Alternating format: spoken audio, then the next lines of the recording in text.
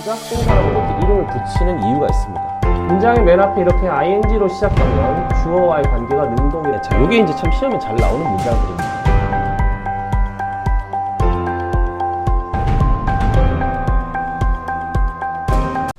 자, 이번 시간에는 관계대명사 중에서도 관계대명사 앞에 콤마가 오는 경우가 있습니다. 이렇게 콤마가 이런 이 콤마가 오는 요 관계대명사에 대해서 한번 살펴보겠습니다. 자, 예문을 보시면 자, I have a son who is a doctor 이라고 돼 있고, 자, 이것도 이제 I have a son who is a doctor인데, 자, 여기는 이제 콤마가 있고 이제 여기는 콤마가 없습니다. 그죠?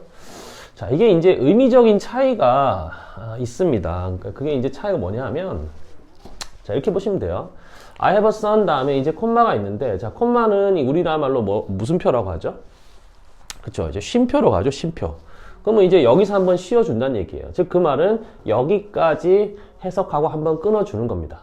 됐습니까? 그러니까 내가 아들이 한 명 있는데, 그치? 그 아들이 뭐란 얘기야? 의사란 얘기예요. 이해되시나요? 자, 아들이 한 명 있는데 그 아들이 의사야. 이 말은 무슨 얘기냐면, 내가 아들이 몇 명 있다는 얘기야? 한 명 있다 했잖아. 그쵸? 아들이 한 명입니다. 됐죠? 자, 근데, 자, 이 문장을 보시면, 내가 아들이 한 명 있는데, 의사인 아들이 한 명 있는 거지. 맞니? 의사인 아들이 한 명 있는 거야. 비슷한 것 같지만 조금 달라요. 의사인 아들이 한 명 있다라고 하는 것은, 다른 아들은 변호사일 수도 있는 거고. 그쵸? 다른 아들은 가수일 수도 있는 거고. 즉, 아들이 몇 명이야? 아들이 한 명일 수도 있죠. 한 명일 수도 있는데, 한 명보다 많을 수도 있습니다. 즉, 아들이 한 명 이상일 수 있는 겁니다. 그래서 이렇게 콤마가 있을 때는 이런 의미적인 차이는 있습니다. 의미적인 차이는 있는데요. 우리가 이제 이걸 구분을 하기 위해서, 자, 일반적으로 우리가 관계대명사가 이렇게 나오면, 보세요. 자, 여기서부터 이제 관계대명사 절이 앞에 있는 명사, 즉, 선행사를 수식하는 거죠. 그렇죠. 자, 우리 이렇게 수식을 한다라고 하는 것을, 이거는 이제 어려운 말로 하면, 그렇죠? 일반적인 이런 모양을 한정적 용법이라고 합니다. 한정적 용법. 이렇게 얘기를 합니다. 이 한정적이라는 말은 다른 말로 하면 이거를 제한적 이렇게 얘기할 수도 있어요. 제한적 용법 이렇게 얘기를 해요. 그러니까 콤마가 없이 우리가 이제 일반적으로 관계대명사가 나오면 보통 이제 우리가 한정적 용법 또는 제한적 용법 이렇게 얘기를 합니다. 자, 근데 이렇게 콤마가 있을 때는 이때는 이렇게 직접 꾸며주는 게 아니고 여기서 한번 씌워주는 거죠. 그렇죠? 여기서 한번 씌워주고 거기에 대해서 이제 추가적으로 설명을 해주는 겁니다. 그래서 그런 의미에서 자, 이것을 서술적 용법이라고 합니다. 됐습니까? 서술적 용법. 그리고 이건 제한적이죠. 그러니까 이건 제한하지 않는. 그래서 이거는 추가적으로 그냥 설명해 준다. 제한적 용법의 제한적 용법. 요거의 어떤 반대되는 개념으로서 이것을 비제한적 용법 이렇게 얘기합니다. 근데 사실 이런 말들은 그렇게 중요한 말은 아닙니다. 중요한 말은 아니고요. 그냥 우리가 콤마가 있는 관계대명사, 그러니까 관계대명사 앞에 콤마가 있을 때 이것을 이렇게 부른다라고 아시면 되겠어요. 됐죠? 콤마가 있을 때는 서술적 용법 또는 비제한적 용법 이렇게 얘기를 한다는 겁니다. 자, 그러면 자, 보시면 아시겠지만 콤마가 있을 때 이렇게 추가적으로 정보를 제 얘기를 해주는 거고, 그래서 추가적으로 내가 이제 여기까지 문장을 쓰지 않고, 그러니까 추가적으로 이 아들이 누구냐에 대해서 이렇게 설명해 줄 때, 자, 요럴 때 이제 콤마를 써서 쓰는 것이고요. 관계대명사 콤마를 쓰는 것이고요. 그 다음에 자, 이제 요 문장인데요. 자, 이 문장 한번 볼게요.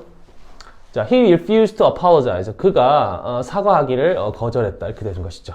습니까? 자, which upset her 이렇게 돼 있습니다. 자, 그러면 이때 which가 가리키는 즉 선행사는 뭘까요?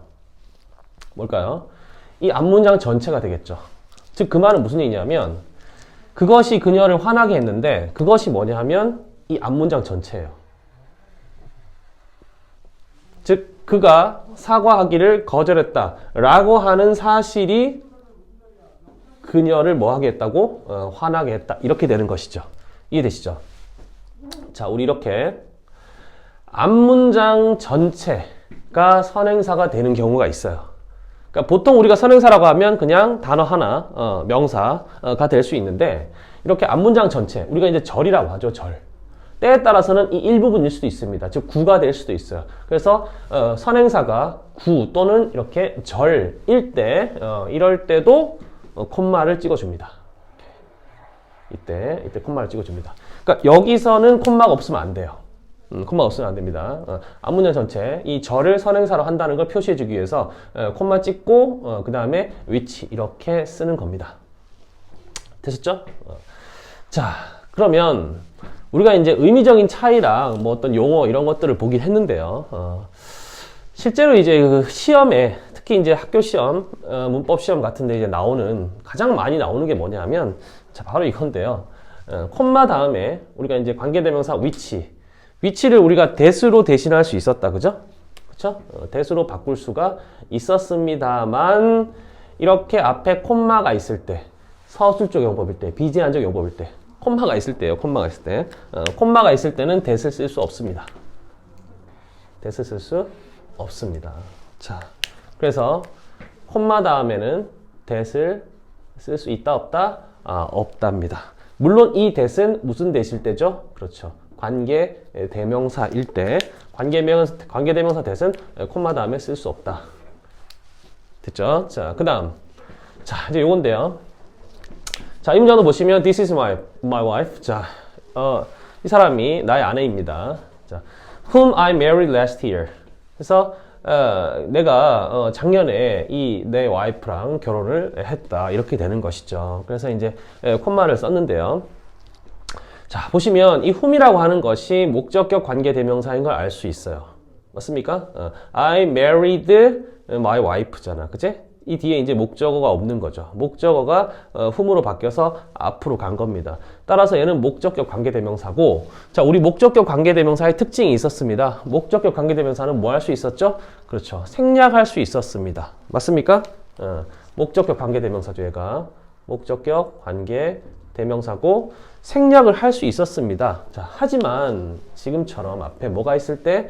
그렇죠. 콤마가 있을 때. 자, 이럴 때는 목적격이다 하더라도 뭐 할 수 없습니까? 생략할 수 없습니다. 그렇죠? 목적격이라 하더라도, 그렇죠? 얘가 목적격이라 하더라도 생략할 수가 없습니다. 즉, 그 말은 콤마 다음에는 생략. 뭐가? 목적격, 관계, 대명사가 생략이 불가능합니다. 되셨죠? 그러니까 whom 없이 이렇게 쓸 수는 없습니다. 콤마 있을 때는 반드시 whom을 써 주셔야 돼요. 자, 오늘은 뭐 좀 되게 좀 용어가 좀 장황하죠. 좀 이렇게 어려워 보이는 그런 이 용어, 서술적 용법, 뭐 이렇게 비제한적 용법 하는 이런 관계대명사들 해봤는데요. 딴 거 없습니다. 그냥 앞에 콤마가 있는 경우고, 그럴 때는 의미적인 차이는 이런 차이가 있고, 시험에 나오는 것은 요 부분이기 때문에 요것만 주의하시면 되겠어요. 자, 그러면 오늘도 여기까지 하고요.